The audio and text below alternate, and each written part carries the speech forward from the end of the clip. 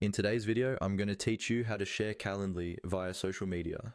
Sharing your Calendly link is one of the easiest ways to let people book time with you without all the back and forth messaging.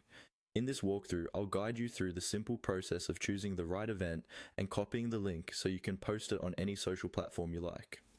First, make sure you're logged into your Calendly account in your web browser. Once you're on your main dashboard, you'll see a list of your events. These are the different types of meetings you've set up, such as one-on-one calls, discovery sessions, or team meetings.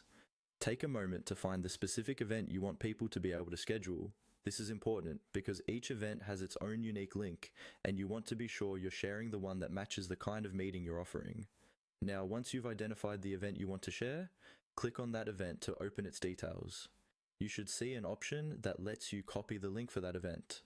Look for a button or text that says something like copy link. Go ahead and click on that.